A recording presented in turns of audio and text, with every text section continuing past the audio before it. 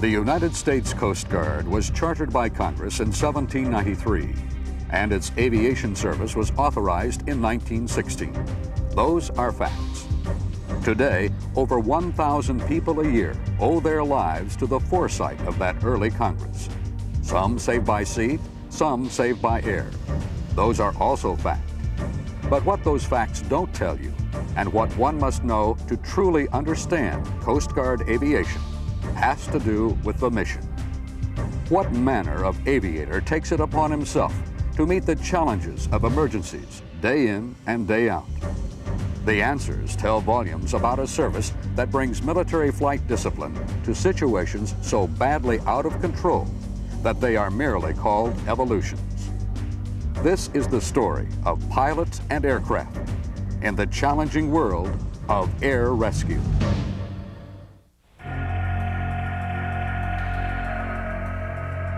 The United States Coast Guard has put air power to work since the very first days of flight. While in many quarters, aviation breakthroughs were viewed with a jaundiced eye, in the Coast Guard they were embraced and quickly tested. The Coast Guard mission demanded much of man and machine. What other service required daily flights over forbidding Arctic ice packs and air rescues miles out to sea? Every innovation helped.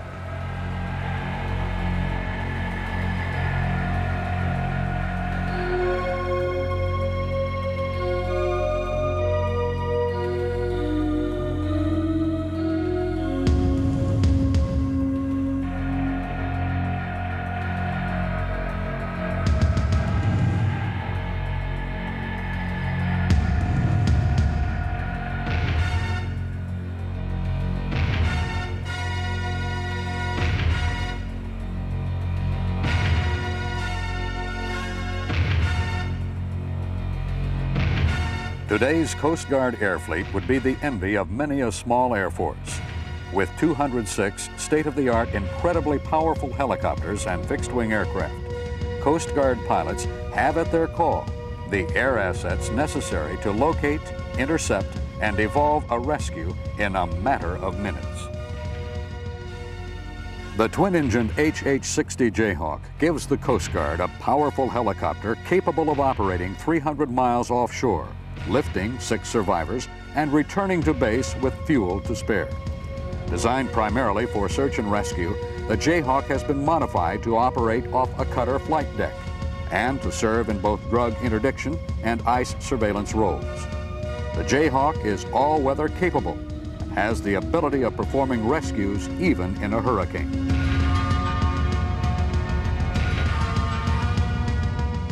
The HH-65 Dolphin is a twin-turbo short-range helicopter capable of operations up to 150 miles offshore. Weighing less than 10,000 pounds, the Dolphin is designed for one mission and one mission alone, air rescue. With a dash speed of 165 knots and a respectable cruise speed of 120 knots, the Dolphin can get on scene quickly. Its specially rigged hoist can lift 600 pounds before rotating inward.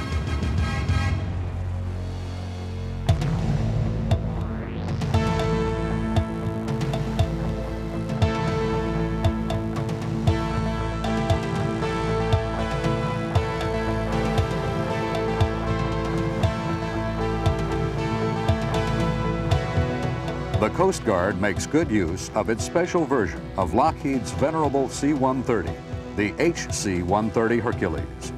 Used in long-range search and rescue, ice patrol, and in a variety of transport missions, the HC-130 is modified to incorporate scanner windows, flare launch tubes, and is wired to state-of-the-art GPS global positioning system electronics. Shown here in flight with 2 engines out, the C-130 will comfortably air start the remaining Allisons and cruise at 290 knots.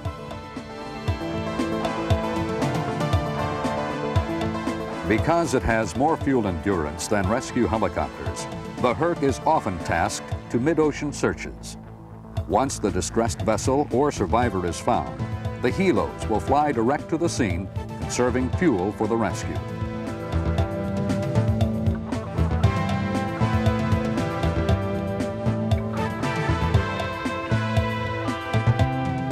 HC-130 may drop rafts or supplies if the situation merits it.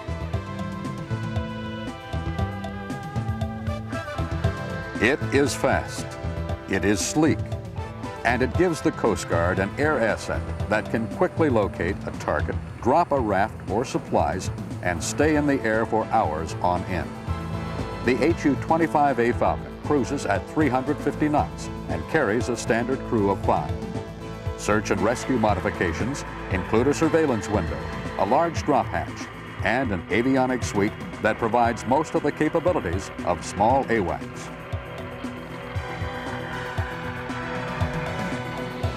Because it is every bit a pure fan jet, it is all the more remarkable that the Falcon is capable of actually airdropping emergency supplies.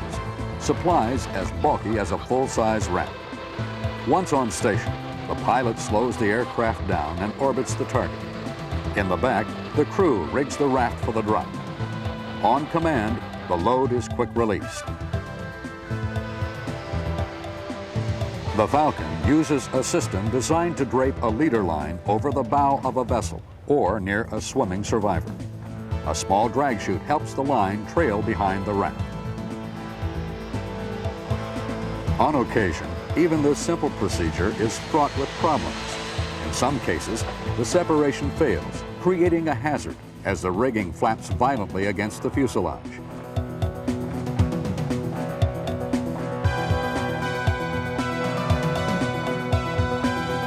If the chute fails to deploy, the raft is a hazardous projectile aimed at an unwitting target. On rare occasions, a leader line can tangle on the drop. The raft will jerk forward after impact.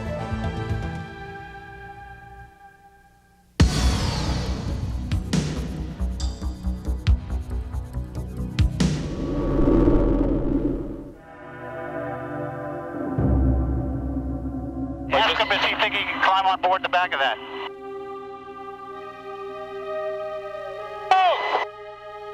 He said probably. Okay, that's the plan, okay? Okay, he's going to climb on board the back? If he can, yeah, to get the baby in his hands, it's a lot safer. Roger. Okay. Okay, begin hoist, come in. Rescue briefing? Complete. Rescue checklist part 2 complete. Ready for one sling deployment of rescue swimmer. And, begin hoist, come in. Rescue swimmer is in water. Rescue swimmer is away. He's about 50 feet behind us. Behind us? Left 20, yes. He's never going to be able to get to the boat.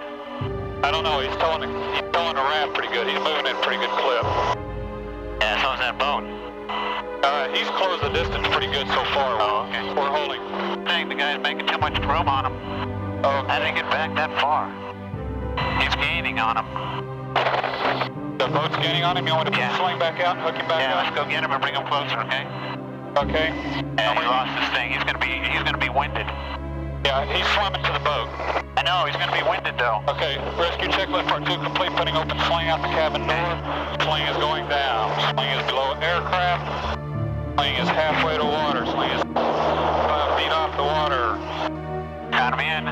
Roger. Easy back and right. Does Mario see us? He's giving me the ready for pickup signal. Easy back and right. Back and right 5. Back and right 10. Right 20. I see him. Right 10. Right 5. Okay, 20 feet. Easy right, easy back. Paying out slack and cable. Slack and cable, hold position. Hold position. Rescue swimmer is coming right below us. Hold position. Do you have the cable? Rescue swimmer has cable connecting. Swing around him, receiving ready for pickup signal. Ooh, bad swell. Oh man, we probably hurt his back. He's in the water again. Prepare to take a load, he's swinging. Prepare to take a load, I'm bringing him up. Hold position. No. He took 2 good jerks on the cable. Okay. Hold position, rescue swimmer's halfway up. Hold position.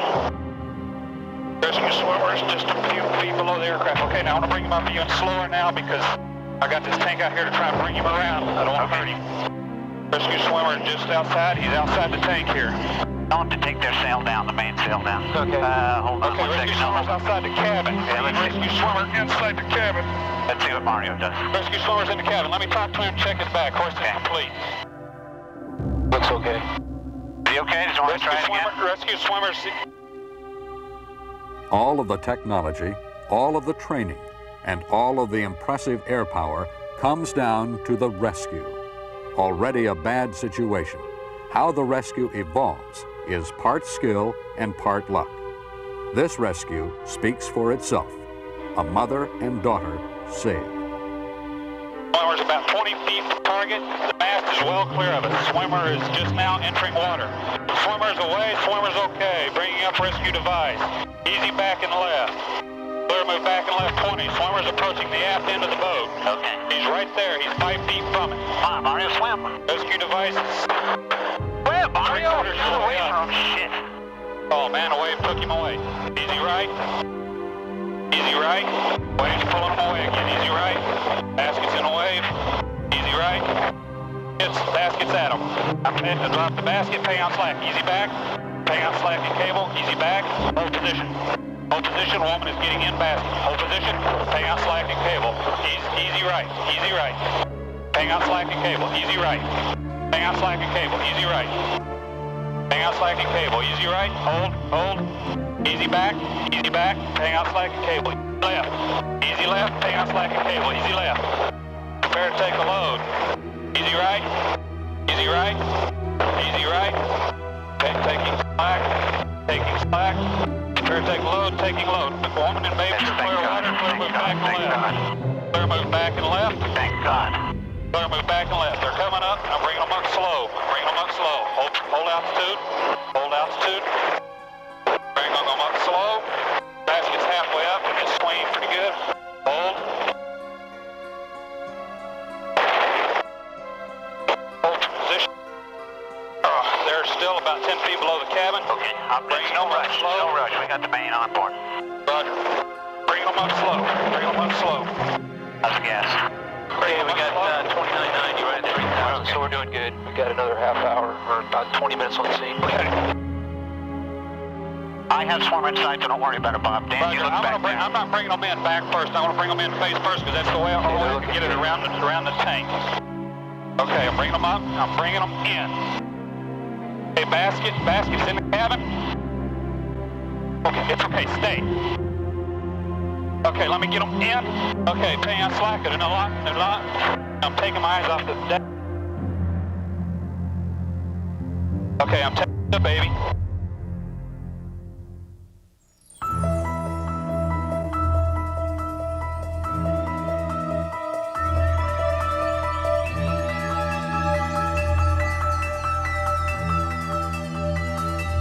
It can be taken as an article of faith that rescues take place in the least hospitable environments.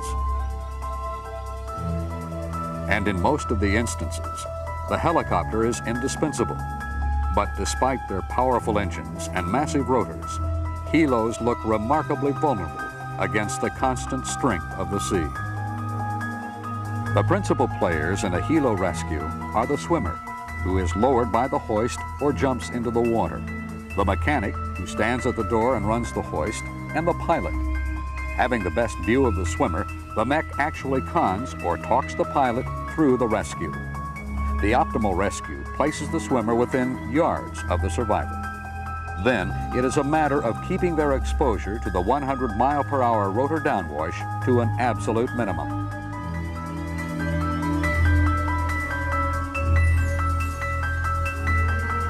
Ice adds yet another unpredictable factor in the rescue. Thin ice shatters and, propelled by the rotor wash, turns into deadly missiles. Flat ice, on the other hand, lacks traction. Rotor downwash simply blows the survivors away.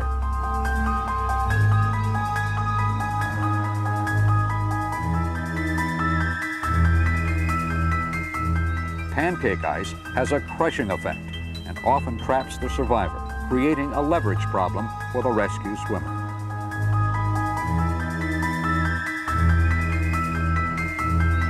If conditions warrant it, the helo keeps part of its weight on the ice and part on the rotors.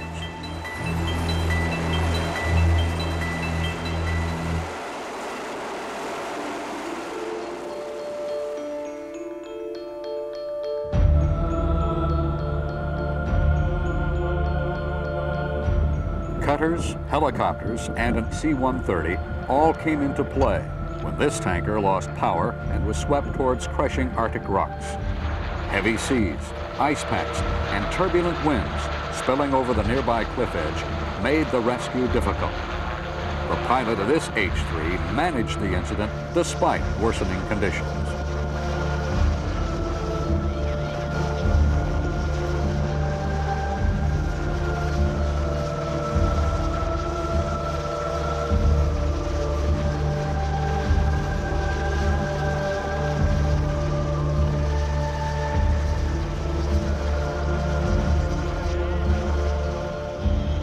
A broadside wave quickly swept the two remaining survivors overboard, jamming them in between the thrashing tanker and the rocks.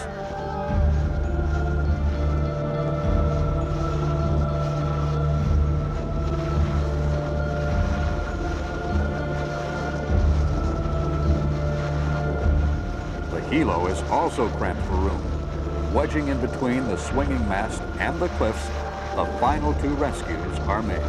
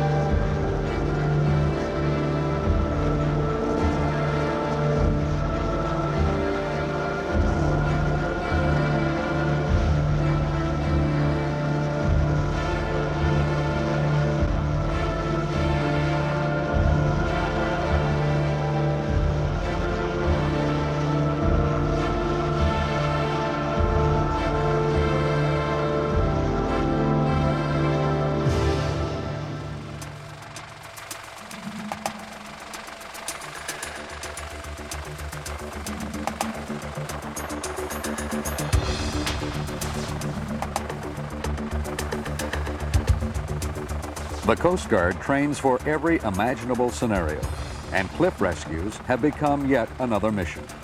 It is now standard practice to deploy a swimmer directly to the survivor, using the cable as a safety line. To avoid rock slides, the swimmer will approach the victim from the side or from below. A quick strap is put around the survivor, and the two are hoisted as one. There is a cold reality, though. Anything connected to the helicopter must be quickly cut away if the helo suffers an emergency. That includes the rescue swimmer, too, if it means saving the ship. Emergencies come in every imaginable form, and when there is a life at stake, a rescue is invariably attempted. This radio tower rescue, while successful, placed the helo and the mech at unusual risk.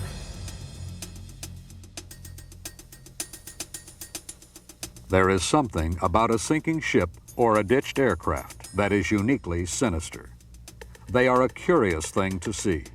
Horrific on one hand, and on the other, emergencies like any you'd see. What is important to remember, though, is that the vessel will ultimately slip beneath the seas. When that happens, the prospect of finding survivors diminishes.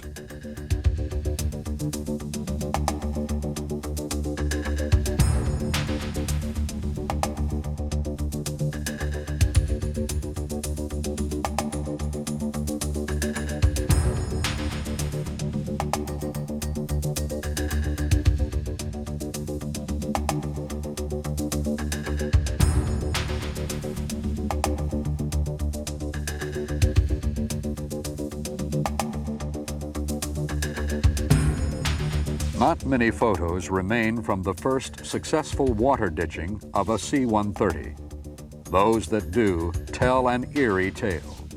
The Herc was remarkably intact, but there were few survivors. Accidents are magnets for news helos and overflights by curious aviators. Rescue pilots must be aware of conflicting traffic. Large clearing turns about the perimeter certainly helps.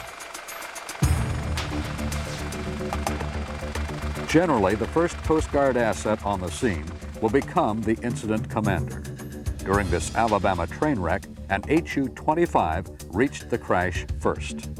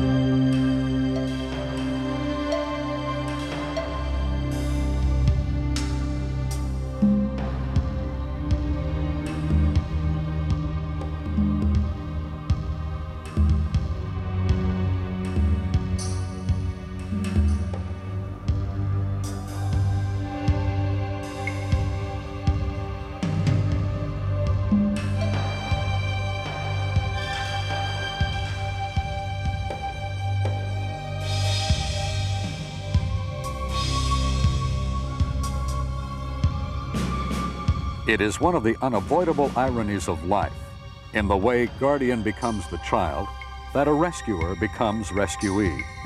Good pilots learn early on that they are not invincible. Nowhere does this ring truer than in the thin-margined environment of emergencies.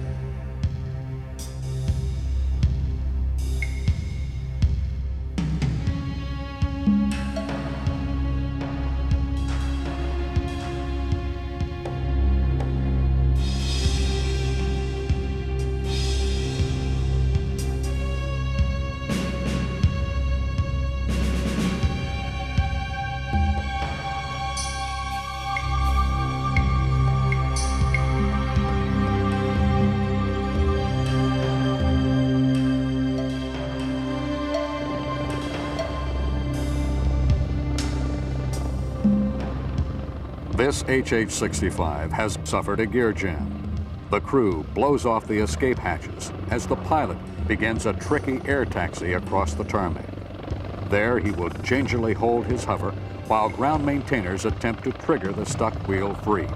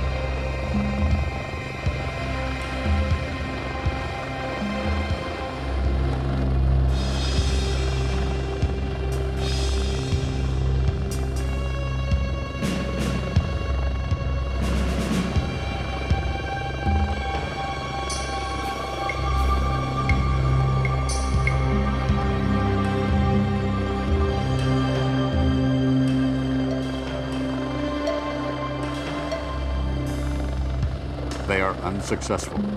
The Dolphin departs while the crew consider their options. The second pass is successful.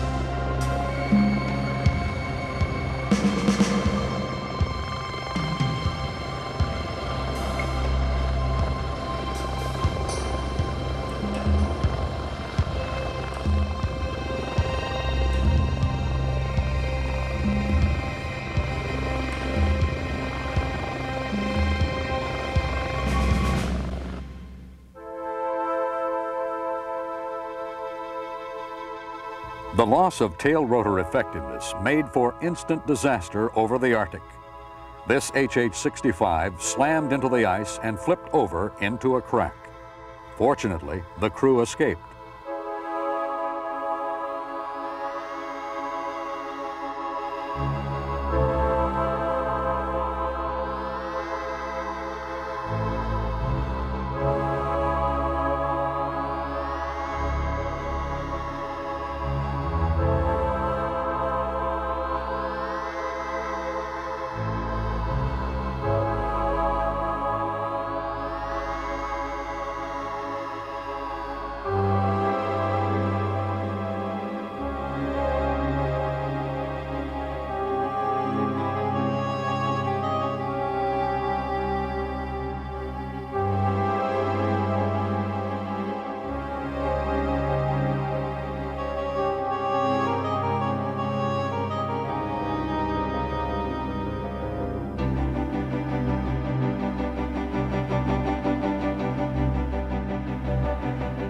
A second Dolphin gingerly sets down on the ice and begins its rescue.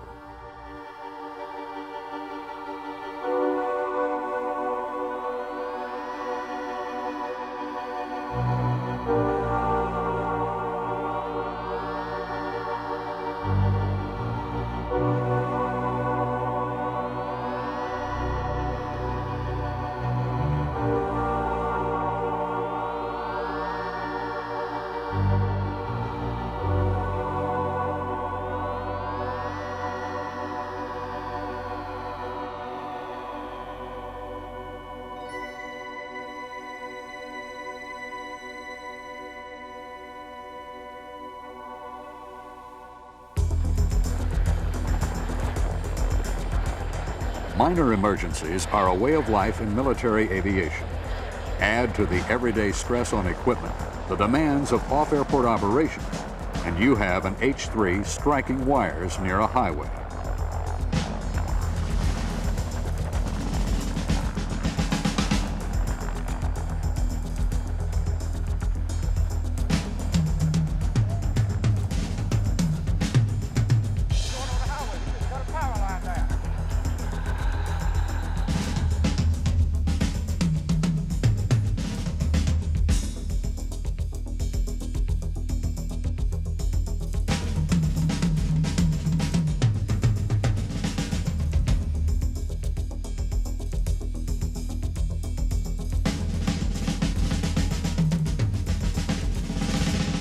Pilots will tell you that a flight is not over until you chock the wheels and shut down the engine. A camera on board this H-3 stands as testimony to this timeless wisdom.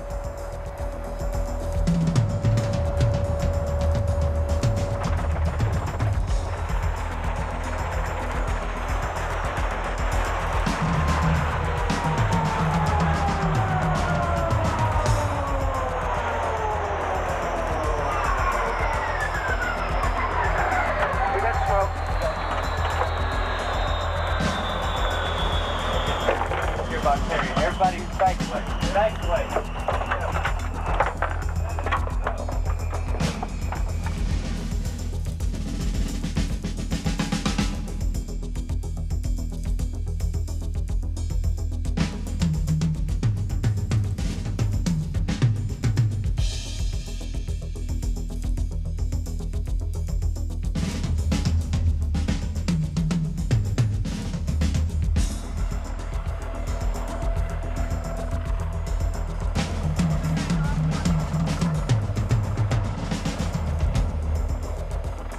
Direct deployments now prevent this sort of mishap. A rescue swimmer was released from the hoist and immediately became a victim. In the ensuing shuffle for the basket, he falls.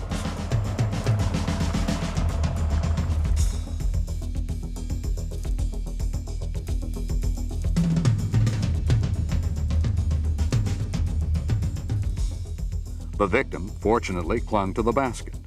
The swimmer, incredibly, suffered only minor injuries.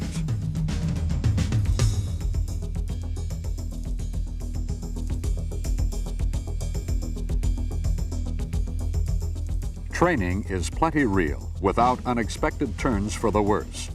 In cave rescues, the dangers from heavy sea states are always present.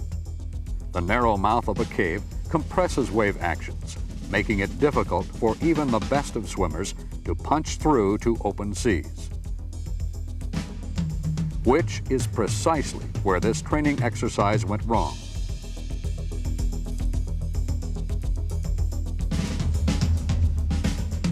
Two experienced and physically conditioned rescue swimmers are suddenly overwhelmed by heavy ocean swells.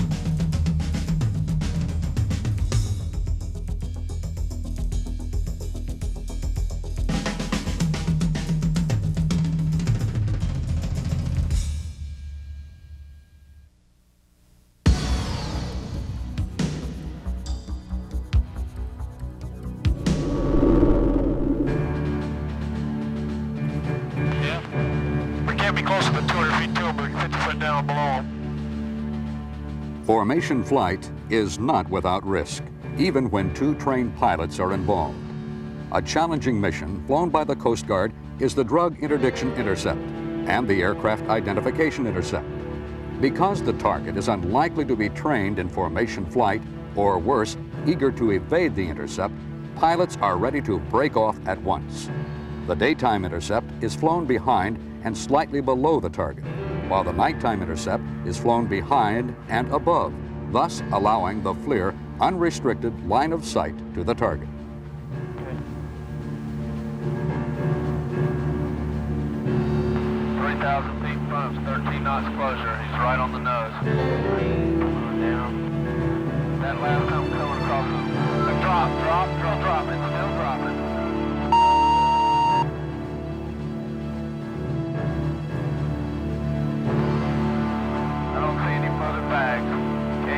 He's climbing out, okay? 800 feet climbing.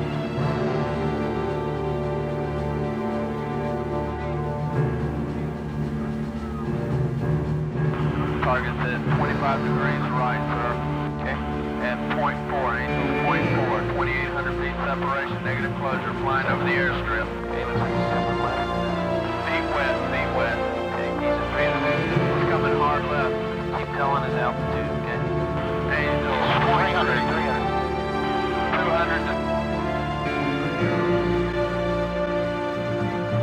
200. FLIRs are indispensable in drug interdiction.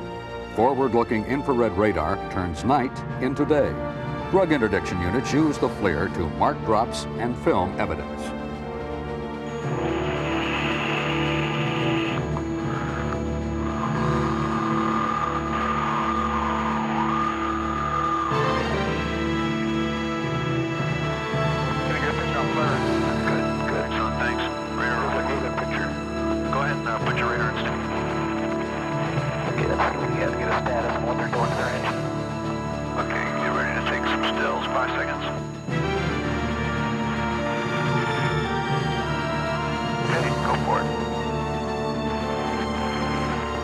About 10 seconds.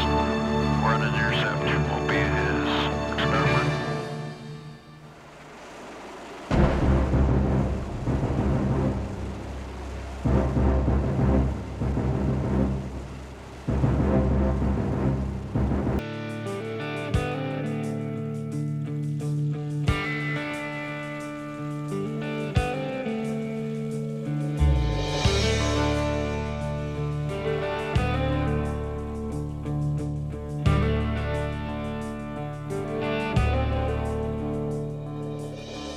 There is something unusually futuristic about air rescues.